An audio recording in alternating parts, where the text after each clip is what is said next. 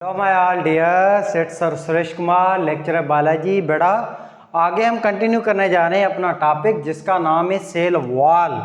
इसके बेटा लफ्ज से जाहिर हो रहा है सेल वॉल, यानी कि सेल की वॉल का मतलब होता है, आपको पता है, दीवार। यानी कि सेल जो होता है उसकी दीवार, और सेल की दीवार को बेटा हम कहते हैं सेल वॉल।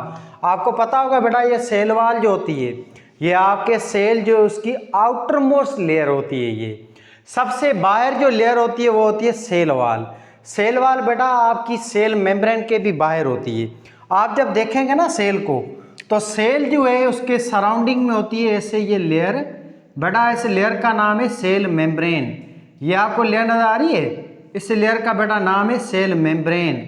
सेल मेम्ब्रेन के बाहर जो लेयर होती है ना, मोटी सी लेयर, इसको हम कहते हैं सेल वॉल। सेल वॉल की नेचर ये है कि बेटा ये डेड नेचर होती है लेयर, याद रखें। सेल मेम्ब्रेन है आउटर लेयर, पर ये लिविंग लेयर होती है, और सेल मेम्ब्रेन सिलेक्टिवली परमिएबल या सेमी परमिएबल लेयर है, और ये बनी हुई है बेटा लिपिड और प्रोटीन की। पर सेल वॉल क्या है, आउटर मोस्ट लेयर है, वो डेड है। सेल मेम्ब्रेन लिविंग है। सेल वॉल क्या है, परमिएबल लेयर है, और सेल मेम्ब्रेन क्या होती है, सिलेक्टिवली परमिएबल। ये जो लेयर है ना आपकी सेल वाली, ये परमिएबल है, यानी कि ये हर चीज को इजाजत देती है, अलो करती है। कोई भी चीज है उसको ये अलो करती है, इजाजत करती है, इस वजह से इसको कहते हैं परमिएबल लेयर। तो ये है आपकी डेफिनेशन सेल वाल की। तो it is outer most dead and permeable layer is called cell wall. आगे देखें बेटा, सेल वॉल को किसने डिस्कवर किया था? बेटा सेल वॉल को डिस्कवर किया था 1665 में एक साइंटिस्ट ने, जिसका नाम था रॉबर्ट हुक। रॉबर्ट हुक वो बंदा है जिसने सेल वॉल को डिस्कवर किया था फ्रॉम कॉर्क। ये बंदा 1665 में, कॉर्क जो था ढक्कन होता है शराब की बोतल के ऊपर, उस ढक्कन को जब इसने देखा था अपनी माइक्रोस्कोप में, इसकी खुद की बनाई हुई माइक्रोस्कोप में, तो इस बंदे को बेटा उस ढक्कन में ऐसे गोल गोल चीजें दिखाई देंगी। इन गोल गोल चीजों को इसने कहा था सेलुला। यही वो बंदा है जिसने सेल को भी डिस्कवर किया था। और असल में इस बंदे को जो चीज नजर आई थी ना सेल की, वो बेटा सेल वॉल नजर आई थी। और ये जो सेल वॉल नजर आई थी इसको, वो कौन सी सेल वॉल थी? प्लांट की सेल वॉल थी, और स्क्लेरेंकाइमा सेल था वो। आपका जो भी मरे हुए पौधे होते हैं ना, उनमें जो भी सेल होते हैं उसको हम स्क्लेरेंकाइमा सेल कहते हैं या डेड सेल कहते हैं। बार्क वगैरह, सीड कोट है, फ्रूट्स वगैरह, इनके बाद जो भी लेयर होती हैं वो सारी यही होते हैं सेल, स्क्लेरेंकाइमा या डेड सेल होते हैं। तो इनसे ऐसे हो गई डिस्कवरी ऑफ सेल वॉल। तो सेल वॉल को बेटा डिस्कवर रॉबर्ट हुक ने किया था 1665 में फ्रॉम कॉर्क। आगे हम देखें बेटा, तो सेल वॉल जो ये हमें कहाँ कहाँ मिलेगी? सेल वॉल याद रखें हमें, प्लांट, अल्जी, फंजी, बैक्टीरिया, साइनोबैक्टीरिया और फंजी लाइक ऑर्गेनिज्म जैसे स्लाइम मोल्ड है, वाटर मोल्ड है, इन सब के अंदर मौजूद होती है सेल वॉल, सिवाय दो जानदारों में, एक एनिमल है और एक प्रोटोजोआ है, एमोबा, यूग्लिना, पेरामेशम। तो इन जानदारों के अंदर है ना सेल वॉल नहीं होती है।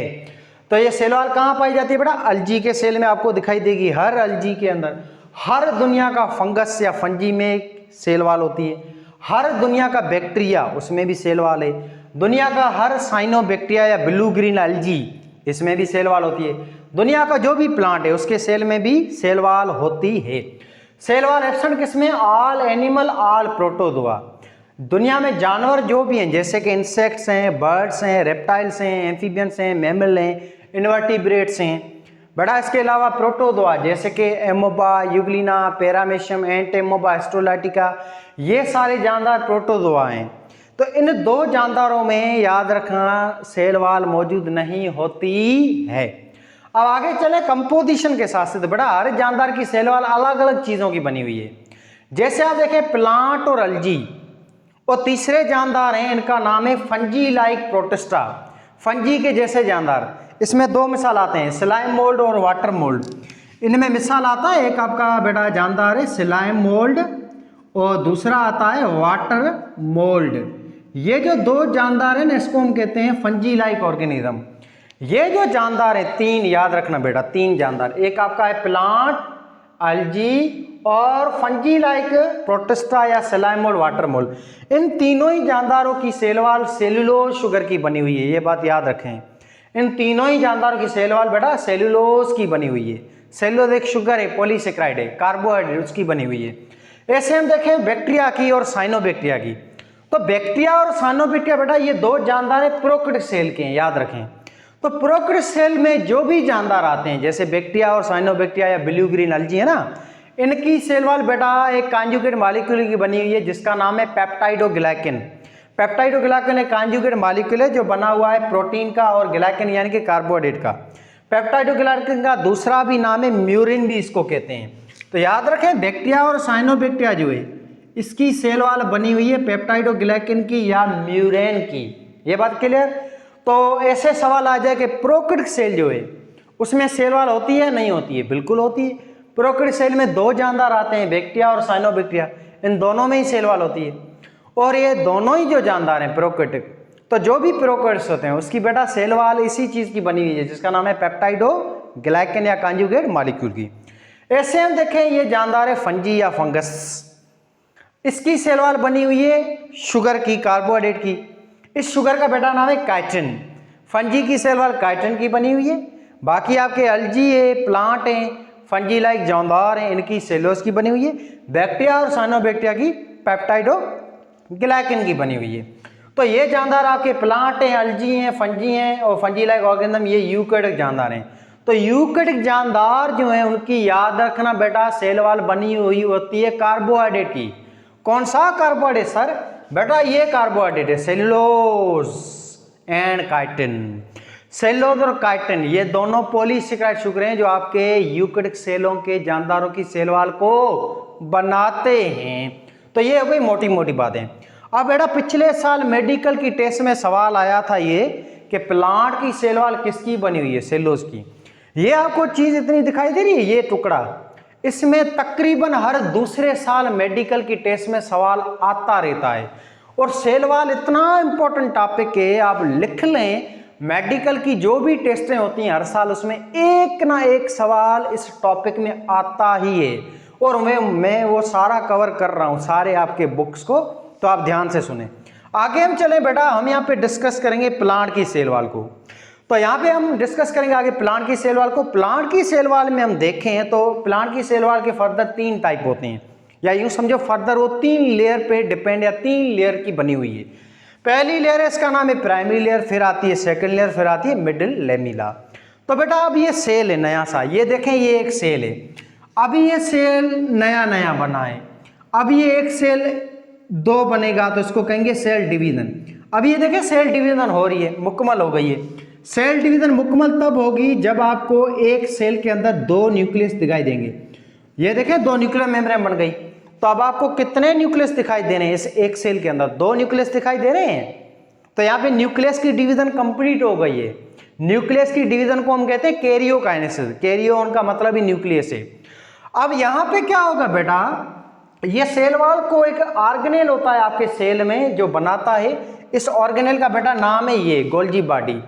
सेल वॉल को याद रखना, बनाने वाला जो ऑर्गेनेल होता है, जो चीज होती है सेल के अंदर, उसका नाम है गोल्जी बॉडी या गोल्जी एपरेटस। अब ये जो सेल है आपका, इसमें ये गोल्जी बॉडी जो होता है ना बेटा, ये सेलुलोज है, पैक्टिन है, इन शुगर्स को बनाता है और इनको ये आगे रिलीज करेगा अपनी थैलियों की फॉर्म में। इन थैलियों को हम कहते हैं गोल्जी वेजिकल। तो गोल्जी बॉडी वो ऑर्गेनेल है जो बनाएगा सेल वॉल। कैसे? By the formation of vesicle या सीक्रेटिंग बैग्स। अब ये गोल्जी बॉडी है ना, ये छोटी छोटी ये थैलियां या सैक बनाता है। इन थैलियों के अंदर होती है भरी हुई शुगर, सेलुलोज होती है। फिर ये सेलुलोज शुगर जो है ये वेजिकल के अंदर है, जो आएंगे वेजिकल और यहाँ पे सेल के बिल्कुल ये सेंटर पे ये वेजिकल फ्यूज होना शुरू हो जाएंगे और ये सेलुलोज को देखें सेल के बिल्कुल सेंटर पे डिपॉजिट करेंगे सेलुलोज शुगर को। तो धीरे धीरे ये सेलुलोज शुगर डिपॉजिट होती जाएगी। तो आस्ते आस्ते आपको नजर आ रही है सेल के बिल्कुल सेंटर पे, आपके सेल के सेंटर पे ये आपको देखें लेयर एक दिखाई दे रही है जो बीच में बन रही है। इस लेयर का नाम है सेल वॉल। ऐसे बनती है सेल वॉल। अभी ये सेल वॉल बनी नहीं है, अभी ये बन रही है। तो ये यूं कहेंगे कि हम इमेच्योर सेल वॉल या फ्यूचर में जो सेल वॉल बनेगी, या सेल वॉल जो शुरू में जो दिखाई देती है जब बनती है, तो इस स्ट्रक्चर को हम कहेंगे फ्रेगमोप्लास्ट। फ्रेगमोप्लास्ट का मतलब है जब हमें सेल वॉल मुकम्मल बनी हुई दिखाई ना दे, पर वो बन रही हो सेल वॉल की इनिशियल स्ट्रक्चर को हम कहते हैं फ्रेगमोप्लास्ट। फिर और ज़्यादा ये आपका गोल्जी बॉडी है ना, सेलुलोज को डिपॉजिट कराता जाएगा, फिर पैक्टिन को, फिर आपके हेमिसेलुलर शुगरों को डिपॉजिट कराता जाएगा, जिसके नतीजे में ये सेल वॉल कंप्लीट हो जाएगी और ये सेल वॉल फिर बाहर भी यूँ डिपॉजिट होना शुरू हो जाएगी। फिर नतीजे में क्या होगा बेटा, ये आपके दोनों सेल एक दूसरे से यूँ अलग हो जाएंगे। ये देखें सेल वॉल की वजह से अब ये दोनों सेल आपस में अलग हो जाएंगे। अब ये जो सेल वॉल बनी है, जो पहले जो सेल वॉल बनती है, ये याद रखें, ये सेल वॉल जो पहले बनती है, सेल वॉल का नाम है मिडिल लेमिला। सेल वॉल जो है उसकी पहली जो लेयर बनती है ना, वो याद रखें मिडिल लेमिला बनती है। मिडिल लेमिला इस वजह से नाम पड़ा है क्योंकि ये लेयर मिडिल में होती है। दो जो सेल हैं उनके बिल्कुल बीच में जो लेयर होती है, इस लेयर का नाम है मिडिल लेमिला। ये एक सेल है, इसके साइड में एक दूसरा भी सेल होगा। उन दोनों सेलों के बीच में ये आउटर मोस्ट लेयर होती है रेड कलर की, आपको ये बेटा दिखाई दे रही है, इस लेयर का नाम है मिडिल लेमिला। तो मिडिल लेमिला होती है between two cell, between two neighbouring cell. Middle lamella का बेटा दूसरा नाम है सीमेटिंग लेयर। ये सीमेंट की तरह काम करती है, जैसे सीमेंट दो ईंटों को आपस में जोड़ता है ना, ऐसे मिडिल लेमिला आपके सेलों को आपस में जोड़ के रखती है। ये देखें प्लांट में ये जो भी सेल हैं, इन सारे सेलों के सराउंडिंग में यूं मिडिल लेमिला होती है, जो कि क्या करती है, इन सेलों को आपस में पकड़ के रखती है। फिर ये सेल आपस में जुड़ जाते हैं, जिसके नतीजे में टिश्यूज बनते हैं। यही फिर सेल आपस में कनेक्ट होते हैं, जुड़ते हैं, एक दूसरे की मदद करते हैं, हेल्प करते हैं, खाना देते हैं, पानी शानी देते हैं, न्यूट्रिएंट्स देते हैं, एक दूसरे की हेल्प करते हैं। वो हेल्प इस मिडिल लेमिला की वजह से करते हैं। अगर हम मिडिल लेमिला को बेटा बीच से निकाल दो तो क्या होगा, प्लांट के सारे सेल अलग अलग हो जाएंगे, सेपरेट हो जाएंगे, और लीफ है, रूट है, स्टेम है, लीफ है, ब्रांचेस है, फ्लावर है, ये आपको नजर ही नहीं आएंगे। ये सारे के सारे आर्गन, रूट, स्टेम, लीफ तभी बने ना जब इनमें सारे सेल टिश्यूज की फॉर्म में हैं, बहुत सारे सेल हैं, और ये सारे सेल आपस में जुड़े हुए हैं बाय दिस लेयर, जिसका नाम है मिडिल लेमिला या सीमेटिंग लेयर, जो सेलों को जोड़ के टिश्यूज बनाती है, आर्गन बनाती है प्लांट के अंदर। अब इस लेयर को या सेल वॉल को ओवरऑल हम तोड़ने के लिए एक एंजाइम यूज करते हैं। इस एंजाइम का नाम है पैक्टिनेज। बड़ा ये वो एंजाइम है जो सेल वॉल को डाइजेस्ट करता है। सिंपल, जब ये प्लांट का सेल है, इसको ये एंजाइम जब डाइजेस्ट कर लेगा, तब प्लांट का जो सेल होगा ना बेटा, अब वो सेल वॉल के बगैर होगा। तो वो सेल जो सेल वॉल के बगैर हो, ऐसे सेल को हम बेटा कहेंगे प्रोटोप्लास्ट। क्या कहेंगे बेटा? प्रोटोप्लास्ट कहेंगे। तो प्रोटोप्लास्ट आपने नाम सुना होगा। प्रोटोप्लास्ट का मतलब है a cell which have remove cell wall, या a cell which is without cell wall is called protoplast. अब प्रोटोप्लास्ट टर्म हम एनिमल या आपके प्रोटोजोआ सेल इसके लिए यूज नहीं कर सकते, क्योंकि इनमें ऑलरेडी सेल वॉल नहीं होती है। अगर हमारी बॉडी में बेटा सेल वॉल होती तो हो भी सकती है ना, होनी चाहिए ना, क्यों नहीं है? रीजन क्या है बेटा? रीजन ये है, अगर हमारी बॉडी में बेटा सेल वॉल होती तो सेल वॉल क्या है? अनइलास्टिक है। अगर ये लेयर होती ना तो आपके सेल कॉन्ट्रैक्ट रिलैक्स ही नहीं कर पाते, आप चल ही नहीं पाते। आपके अंदर मसल तभी कॉन्ट्रैक्ट रिलैक्स होती है जिसमें जब प्लाज्मा मेम्ब्रेन होती है। प्लाज्मा में फ्लेक्सिबल है, कॉन्ट्रैक्टेबल है। समझ आ रही है बात? सेल वॉल अगर होती तो हम भी यूं पेड़ की तरह, यूं खंबे की तरह यूं ही होते, कोई हमारे अंदर मोटेलिटी, फ्लेक्सिबिलिटी वगैरह नहीं होती हमारे सेल में, हमारी मसल्स में। बात आ रही है बेटा समझ में? तो हर चीज के पीछे एक रीजन होता है, नेचर की प्लानिंग होती है। सेल वॉल ना होने की वजह से हम ये जानदार मोटाइल होते हैं, एक जगह से दूसरी जगह जा सकते हैं, हमारे अंदर मोटेलिटी है, फ्लेक्सिबिलिटी है। क्लियर है बात? ये अब आगे हम देखें बेटा, मिडिल लेमिला जो होती है सीमेटिंग लेयर है दो सेलों के बीच में, ये फर्स्ट फॉर्म लेयर है, ये होती है between two cell. First form layer पहले ये बनती है separated by its own separation. ये सेल तभी अलग होंगे जब आप मिडिल लेमिला को खत्म कर दोगे। मिडिल लेमिला बनती है ड्यूरिंग साइटोकाइनेसिस, जब ये सेल की डिवीजन होती है तब बनती है, गोल्जी बॉडी इसको बनाता है। मिडिल लेमिला बेटा बनी हुई है, याद रखना, कैल्शियम की और मैग्नीशियम की, इन दो चीजों की, calcium and magnesium pectate. Pectate का मतलब है सिंपल हम कहेंगे पैक्टिक एसिड या साल्ट। यानी कि ये बनी हुई है कैल्शियम की और नमक की, ये इसकी कंपोजिशन है। मिडिल लेमेला याद रखें वो लेयर है सेल वॉल की जिसमें ना तो सेल्यूलोज है, ना हेमीसेल्यूलोज है, ना लिग्निन है, ना पेक्टिन है, ना सुबेरिन है, ना म्यूरिन है, कुछ भी नहीं है। क्लियर है बात। अब आगे देखें बेटा, मिडिल लेमेला के बाद एक और लेयर होती है जिसका नाम है प्राइमरी लेयर। प्राइमरी लेयर जो होती है ये आपकी ये सेल मेम्ब्रेन जो होती है इसके बाहर जो लेयर बनती है ना, पहले जो सेल मेम्ब्रेन को सराउंड करती है शुरू में, इस लेयर का नाम है प्राइमरी लेयर। याद रखें जब सेल मुकम्मल बन जाएगा ना बेटा, ये देखें सेल बन गया है और ये सेल का साइटोप्लाज्म में न्यूक्लियस है, तब सेल मेम्ब्रेन के बाहर क्या होता है, आपका गोल्गी बॉडी जो होता है ना, ये वेजिकल को डिपोज करता है। वेजिकल जो होती है थैलियां, उसमें सेलुलोज शुगर भरी होती है, हेमीसेल्युलोज शुगर भरी होती है, वो डिपोज करता है इन थैलियों को, बैग्स को सेल के बाहर सिक्रेट करता है। फिर ये बैग जो है ये सेल के बाहर जाएंगे और बाहर जाके ये वेजिकल आपस में जुड़ते जाएंगे, जिसके नतीजे में बेटा क्या होगा, ये एक लेयर बनेगी आपके सेल मेम्ब्रेन के बाहर। ये देखें इस लेयर को हम कहते हैं प्राइमरी लेयर। मिडिल लेमेला के बाद जो लेयर बनती है वो लेयर ये है प्राइमरी लेयर। तो प्राइमरी लेयर क्या है, it is the first layer which is formed outside the cell membrane, इसका नाम है आपकी प्राइमरी लेयर। प्राइमरी लेयर बेटा बनी हुई है सेलुलोज, हेमीसेल्युलोज और पेक्टिन की, इन तीन चीजों की बनी हुई है, याद रखना। इन तीनों में से मेन जो चीज होती है वो होता है सेलुलोज। सेलुलोज वो मेन चीज है जो आपकी सेल वॉल को बनाती है। जब आप देखोगे ना बेटा सेलुलोज ऐसे होता है, ये धागे होते हैं, ये आपको दिखाई दे रहे हैं धागे, इन धागों को जब हम जूम करके देखें तो ये सेलुलोज ऐसे धागों की फॉर्म होते हैं। सेलुलोज एक शुगर है, कार्बोहाइड्रेट है, ये सेलुलोज शुगर है। अब ये सेलुलोज जो शुगर है इसके बीच में ऐसे एंटी पैरेलल एक और धागे होते हैं शुगर के, इन धागों को हम कहेंगे हेमीसेल्युलोज। सेलुलोज धागे ऐसे होंगे, फिर इनके बीच में आएगा हेमीसेल्युलोज, और हेमीसेल्युलोज क्या कर रहा है, और ज्यादा सेलुलोज जो धागे उनको जोड़ रहा है और उसकी स्ट्रेंथ को मजबूत कर रहा है। जैसे आपकी चारपाई नहीं होती उसमें आप एक तरफ यूं धागे, आप वो जो धागे होते हैं उसको इस एक तरफ ले जाते हैं फिर दूसरी तरफ ले जाते हैं, जिसके अंदर क्या होगा, और ज्यादा उसमें स्ट्रेटेजी या यूं कहेंगे रिजिडिटी, या उसमें जो है ज्यादा सलाहियत जो होती है हार्डनेस से मजबूती बढ़ती है। ऐसे यहाँ पे मजबूती बढ़ा रहा है आपका हेमीसेल्युलोज। फिर एक और चीज आती है जिसका नाम है पेक्टिन। ये आ गया बीच में पेक्टिन, ये धागा दिखाई दे रही है पेक्टिन, ये ऐसे पेक्टिन और ज्यादा सेलुलोज और हेमीसेल्युलोज को और ज्यादा टाइट कर देता है आपस में, जिसके नतीजे में और ज्यादा सेल वॉल स्ट्रॉन्ग टफ मजबूत हो जाती है। तो ये सारी जो चीज होती है मजबूत वो इन दो चीजों की वजह से, क्रिस क्रॉस मैनर इसको कहते हैं। क्रिस क्रॉस का मतलब है कि कुछ धागे यूं सीधे होते हैं, कुछ यूं टेढ़े होते हैं जो उनको और ज्यादा मजबूती देते हैं। सीधे धागे आपके सेलुलोज होते हैं, टेढ़े होते हैं वो हेमीसेल्युलोज और पेक्टिन होते हैं।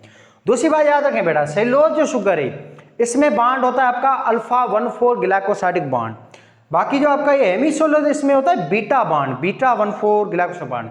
और ये हेमीसेल्युलोज जो है ना, ये ग्लूकोज, गैलेक्टोज, मैनोज इन शुगरों की बनी हुई होती है। तो इस हेमीसेल्युलोज शुगर को हम क्या कहते हैं, हेटेरोपोलीमर होती है ये। और आपकी सेलुलोज जो शुगर होती है ये सारी ग्लूकोज की ही बनी हुई है। तो सेलुलोज को हम क्या कहेंगे, इसको हम कहेंगे होमोपोलीसेक्राइड शुगर। आगे देखें तो याद रखें बेटा, प्राइमरी लेयर जो होती है ये थिन लेयर होती है शुरू में, और इलास्टिक होती है, लचकदार होती है, सेल को लचक देती है। और ये लेयर शुरू में बनती है जब सेल नया होता है, यंग होता है ना, इमेच्योर होता है, तब इसमें प्राइमरी लेयर होती है। तब आपके सेल में सेकंड लेयर मौजूद नहीं होती है, सिर्फ प्राइमरी लेयर होती है। और प्राइमरी लेयर फ्लेक्सिबल होती है सेल मेम्ब्रेन की तरह, और ये लिविंग लेयर है, याद रखें ये लिविंग लेयर होती है। और इसके अंदर जो है कुछ जगहों पे सेलुलोज डिपोजिट नहीं होता है, जिसकी वजह से क्या होता है कि आपकी ये प्राइमरी लेयर जो ये ब्लैक कलर की दिखाई दे रही, इसमें कुछ जगहों पे यूं सोराख होते हैं। बेटा इस प्राइमरी लेयर के अंदर जो सोराख होते हैं ना, इन सोराखों को हम कहते हैं प्लाज्मोडेस्माटा। ये वो सोराख हैं, ये पोर हैं जिसके जरिए आपका खाना है, पानी है, चीज़ें हैं, ये आपके सेल के अंदर आती हैं, सेल मेम्ब्रेन के जरिए, चैनल के जरिए, फिर सेल से बाहर निकलती हैं। अभी ये तभी आती जाती हैं जब आपके सेल में सिर्फ और सिर्फ प्राइमरी लेयर हो, सेकंड लेयर अभी मौजूद नहीं है। ऐसे ही जो प्राइमरी लेयर है ये फ्लेक्सिबल है, थिक होती है, जब ये मेच्योर हो जाएगा सेल तभी और ज़्यादा थिक होती जाती है, मोटी हो जाती है, तब इसका काम है ज़्यादा प्रोटेक्शन वगैरह भी देना। तो ये क्या करती है बेटा, ये प्रोटेक्शन दे रही है, सेल को शेप दे रही है, और ये सेल के अंदर जो है ट्रांसपोर्ट भी कर रही है खाना पानी वगैरह। और इसी वाहिद लेयर है जिसमें सोराख भी होते हैं, जिसको कहते हैं प्लाज्मोडेस्माटा, और इसकी साइज होती है 1.3 माइक्रोन मीटर, ये इसकी होती है थिकनेस या इसका साइज या डायामीटर। अब आगे चलें, प्राइमरी लेयर जो होती है ये शुरू वाले लेयर में होती है। शुरू वाले लिविंग सेल होते हैं पौधे में इलास्टिक, जैसे मेरिस्टेमेटिक सेल है या पैरेन्काइमा सेल है, इन सेलों में होती है प्राइमरी लेयर, याद रखें। अब जैसे ये सेल बूढ़ा हो जाएगा, ओल्ड हो जाएगा, मैच्योर हो जाएगा, तब इस सेल का काम क्या होगा? सेल का काम होगा ज्यादा प्लांट को सपोर्ट देना। तब इसमें होगा क्या बेटा? तब प्राइमरी लेयर के अंदर गोल्गी बॉडी और सेलुलोज को डिपोजिट कराएगा प्राइमरी लेयर के अंदर। ये देखें शुरू में ये प्राइमरी लेयर थी, अब आपका गोल्गी बॉडी और सेलुलोज है, लिग्निन है, पैक्टिन है, वैक्सेस है, साल्ट है या सिलिका है, इनको और ज्यादा डिपोजिट कराएगा प्राइमरी लेयर के अंदर, डिपोजिट कराएगा, जिसके नतीजे में ये एक और लेयर बनती है अंदर। ये जो लेयर बनी है बेटा, इस लेयर का नाम है सेकेंडरी लेयर।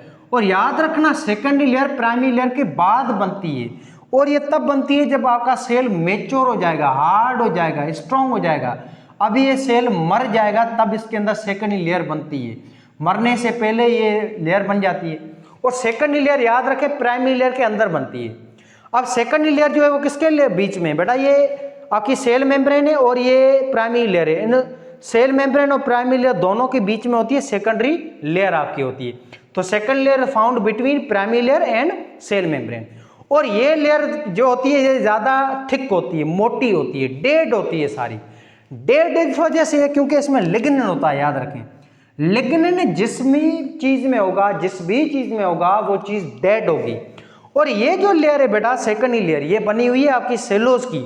सेलोज होते हैं इसमें धागे, फिर उसके बीच में यूं क्रिस क्रॉस मैनर में हेमिसेलोज होंगे, साल्ट होंगे, पैक्टिन भी होगा, कुछ बुक्स में लिखा हुआ है, वैक्सेस भी होता है, चर्बियां भी होती है, इसमें लिग्निन भी होता है। लिग्निन एक मजबूत किस्म का पॉलीसेकेराइड्स होता है, जो जिस भी चीज में होगा वो चीज डेड होगी, हार्ड हो जाएगी, सख्त हो जाएगी। जैसे आप सीड कोट है, सीड के बाहर जो उसका छिलका है वो देखें हार्ड है, वो लिग्निन की वजह से है। और वो छिलका सारा इसी सेलों का बना हुआ है, स्क्लेरेंकाइमा सेलों का, मरे हुए सेलों का। और ये जो लेयर जैसे ही बनेगी ना, अब उस पैरेन्काइमा सेल को हम कहेंगे मरा हुआ सेल, और उस मरे हुए सेल का बेटा नाम पड़ेगा स्क्लेरेंकाइमा सेल। ये वही सेल है जो आपके स्टेम के बाहर होता है, बार्क है ना, छोड़ो जगह जो होता है बार्क, उसका जो छाल होता है। या आपने देखा होगा जब बड़े पेड़ को काटते हैं ना तो उसके स्टेम के बीच में काला सा दाग नजर आता है, जिसको हार्टवुड कहते हैं। ये भी सारा इसी लेयर का बना हुआ है, सेकेंडरी लेयर का। ये स्क्लेरेंकाइमा सेल होते हैं मरे हुए। सीड कोट है बाहर, या अखरूट बादाम पिस्ता देखा होगा, उसके बाहर आप छिलका देखो, सख्त होता है बहुत। ये सारा आपका यही लेयर होती है। इसके अलावा प्लांट के अंदर दो कंडक्टिंग टिश्यू होते हैं जिसको हम कहते हैं जाइलम और फ्लोएम। ये जाइलम और फ्लोएम के सेलों में भी बेटा ये लेयर होती है सेकेंडरी लेयर। प्राइमरी लेयर भी होती है, सेकेंडरी लेयर भी होती है।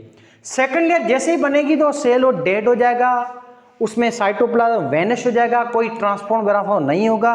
सेकेंड लेयर में कोई प्लाज्मोडेस्माटा या सोराग नहीं होते हैं, इस वजह से सेल में ना तो ट्रांसपोर्ट होगा, ना चीज़ें अंदर आएंगी ना बाहर आएंगी। तो ये होती है सेकेंड लेयर, जो कि क्या है बेटा बिटवीन प्लाज्मा और आपकी ये प्राइमरी लेयर के बीच में होती है। ये होती है स्क्लेरेंकाइमा सेल या डेड सेल या हार्ड सेल में, जाइलम फ्लोएम इनमें होती है। और ये नॉन फ्लेक्सिबल है, बेलचकदार है, फिर सेल एक परफेक्ट शेप में होगा। और ये जो है इसका काम मेन क्या है? सपोर्ट देना, आपके प्लांट के सेल को, आपके प्लांट के ऊपर जो वजन होता है उसको बर्दाश्त करना, ताकि प्लांट और ज़्यादा स्ट्रॉन्ग हो सके, मजबूत हो सके। और इसकी साइज होती है 5 से 10 माइक्रोन मीटर। ये सारी थी आपकी सेकंड लेयर और उसके बारे में चीज़ें। और सेकंड लेयर जैसे जैसे ये डिपो होती जाएगी वो सेल डेड होते जाएंगे और वो प्लांट के स्टेम को और ज़्यादा मजबूत करते जाएंगे, सारा बार्क होता है। अब आगे हम देखें बेटा, तो ये है आपका फंक्शन। सेल वॉल का काम क्या है बेटा? सेल वॉल का फंक्शन आपको पता चल गया होगा। सेल वॉल का काम है नंबर 1 सेल को शेप देना, सेल को मैकेनिकल सपोर्ट देना, सेल जो उसमें ट्रांसपोर्ट करना। ट्रांसपोर्ट तब करती है जब इसमें सिर्फ प्राइमरी लेयर होती है। प्राइमरी लेयर के अंदर जैसे ही सेकेंड लेयर बनेगी फिर ट्रांसपोर्ट करना नहीं है। अच्छा जी, उसके अलावा हम देखें तो सेल वॉल जो होती है वो नेचर में क्या है? परमिएबल है, यानी कि ये हर चीज को इजाजत देती है। फिर आगे सेल मेम्ब्रेन जो है वो देखेगी कि सेल में किस चीज को जरूरत है। जैसे मिसाल है, अब सेल में ग्लूकोज की जरूरत नहीं है, बहुत पड़ा है ग्लूकोज, और ये चेक एंड बैलेंस करना किसका काम है? सेल मेम्ब्रेन का है। सेल मेम्ब्रेन ऐसी क्या चीज होती है जो उसको चेक और बैलेंस करती है कि भाई ग्लूकोज की भी जरूरत नहीं है सेल को? इसके अंदर कैरियर प्रोटीन होते हैं आपकी सेल मेम्ब्रेन में। और जैसे ही ये ग्लूकोज आएगा आपकी सेल वाल पे, तो सेल वाल ग्लूकोज को इजाजत दे देती है। ये सेल वाल का काम नहीं है कि किसको रोकना है, किसको अंदर आगे जाने देना है। समझ आ रही बात? ये काम है आपकी सेल मेम्ब्रेन का कि रेगुलेट करना कि क्या चीज सेल के अंदर आनी चाहिए, क्या बाहर जाना चाहिए। क्लियर है बात? सेल वाल का मेन काम ये है बेटा, देखो ऐसे है। अभी आपका ये सेल देखो, ये सेल वाल है, अनफ्लेक्सिबल लेयर है, नॉन फ्लेक्सिबल है। और ये सेल मेम्ब्रेन सिकुड़ी होती है। जब सेल में पानी नहीं होता तब ये सेल मेम्ब्रेन सिकुड़ी होती है। ये बलून की तरह है, जितनी हवा कम करोगे बलून जैसे स्क्वीज होता जाता है, ऐसे होती है सेल मेम्ब्रेन। अब जैसे इसमें पानी आता जाएगा तो क्या होगा, सेल मेम्ब्रेन जो है बेटा वो देखे फैलना शुरू हो जाएगी। ये यूं बढ़ती जाएगी, बढ़ती जाएगी, बढ़ती जाएगी। फाइनली जब सेल में फुल भर जाएगी, स्ट्रेच हो जाएगी, तो सामने सेल मेम्ब्रेन को कौन रोकेगा? बस्ट होने से। बस्ट होने से सेल मेम्ब्रेन को कौन रोकेगा? सेल वाल ही रोकेगी। फाइनली ये सेल मेम्ब्रेन जब चिपक जाएगी, अटैच हो जाएगी सेल वाल के साथ, तो सेल वाल क्या करेगी? उस सेल मेम्ब्रेन को फर्दर पानी अंदर आने से रोक देगी। सेल वाल इंटरनल प्रेशर पैदा करेगी, जिसको हम कहेंगे टर्गर प्रेशर। ये सेल वाल ऐसे है जैसे आप देखें ट्यूब होता है ना आपके गाड़ियों के टायर में, वो ट्यूब जो है, वो ट्यूब यूं समझो बेटा सेल मेम्ब्रेन है, और टायर जो होता है वो सेल वाल है। यहां पे आपको अच्छी तरह समझ आ जाएगा सेल वाल का काम क्या है। देखिए आप ट्यूब को बाहर निकालो, ट्यूब में आप कितनी भी हवा डालो, वो ट्यूब में हवा जाती जाएगी, जाती जाएगी, जाती जाएगी। ट्यूब में इतना रेजिस्टेंस नहीं होता है, वो थिन होता है ना, फ्लेक्सिबल होता है ना। तो और ज्यादा हवा डालोगे तो ट्यूब बस्ट हो जाएगा, फट जाएगा। अब वही ट्यूब जो है, वही ट्यूब है, उसको आप टायर के अंदर डाल दो। टायर फ्लेक्सिबल नहीं है, हार्ड होता है, सख्त होता है। अब वही ट्यूब जो है वो आपने टायर में डाला, अब आप उसमें हवा डालो, जब तक वो भर जाएगा और जब वो ट्यूब अटैच हो जाएगा टायर के साथ, तो अब फर्दर हवा अंदर नहीं आ पाएगी। अब इस ट्यूब में हवा एक्स्ट्रा नहीं आ पाएगी, क्योंकि टायर उसको रेजिस्ट करेगा, टायर उस ट्यूब को प्रोटेक्ट करेगा। ऐसे ही होता है आपकी ये सेल वाल क्या है बेटा, टायर होती है। सेल मेम्ब्रेन ट्यूब की तरह फैलती जाएगी, फिर वो जब अटैच हो जाएगी ना सेल वाल के ऊपर, तो सेल वाल और ज्यादा पानी है, खाना है, उसको अंदर आने से रोकेगी, ताकि सेल बस्ट ना हो जाए, लाइसिस ना हो जाए। सेल का मेन काम ये होता है आपकी सेल का, कि सेल की प्रोटेक्शन करना, बस्ट होने से रोकना, ज्यादा वाटर वगैरह चीजों को अंदर आने से रोकना। जब सेल फुल टाइट हो जाएगा तो उसकी टाइजिडिटी को मेंटेन करना, यह काम होता है सेल वाल का। अच्छा जी, अब देखें आगे, वही ट्यूब जिसको आप पहले लगा लेते तो गाड़ी में वो एक 40 किलो भी नहीं उठा सकता, 100 किलो भी नहीं उठा सकता वजन। यही अब ट्यूब आप टायर में डालो, फिर वही हवा डालो, फिर आप देखो वो 100 किलो तो क्या, वो 100 मन भी उठा लेता है, वही सेम ट्यूब जब टायर में आ जाएगा। तो सिंपली ऐसे ही है। तो सेल वाल की वजह से प्लांट में और ज्यादा रिजिडिटी आ जाती है, प्रोटेक्शन आ जाती है, सेल मजबूत हो जाता है। यही रीजन है कि प्लांट खड़े हो पाते हैं, इतना बड़ा वजन बर्दाश्त कर पाते हैं, ये सेल वाल की वजह से। और यही कारण है प्लांट ज्यादा मजबूत भी हैं, हमारी बॉडी से ज्यादा सख्त भी हैं, और उसमें फ्लेक्सिबिलिटी थोड़ी कम भी है, हमारी तरह नहीं है फ्लेक्सिबिलिटी। और यही कारण है कि प्लांट जो है वो क्या है बेटा, वो सीसाइल होते हैं सेल वाल की वजह से ही। तो ये सारा आपका काम था सेल वाल का। सेल वाल क्या है बेटा, शेप देती है, प्रोटेक्शन ट्रांसफर करती है, परमिएबल नेचर में, मैकेनिकल सपोर्ट देती है, स्केलेटल फ्रेमवर्क ये ढांचा है आपके सेल का, और इम्बाइबिंग वाटर पानी को भी अदा करती है, क्योंकि हाइड्रोफिलिक नेचर की है ये। थर्मल स्टेबलाइजर है, ये टेम्परेचर वगैरह से बचाती है, जरासीम वगैरह से बचाती है, एक्सटर्नल इंजरीज वगैरह है प्लांट को, उससे भी बचाती है सेल को, और ये सेल को बस्ट होने से भी बचाती है। ये था आपका सारा कुछ सेल वाल के बारे में, जो हमने तकरीबन हर चीज हर बुक्स की डिस्कस कर ली है।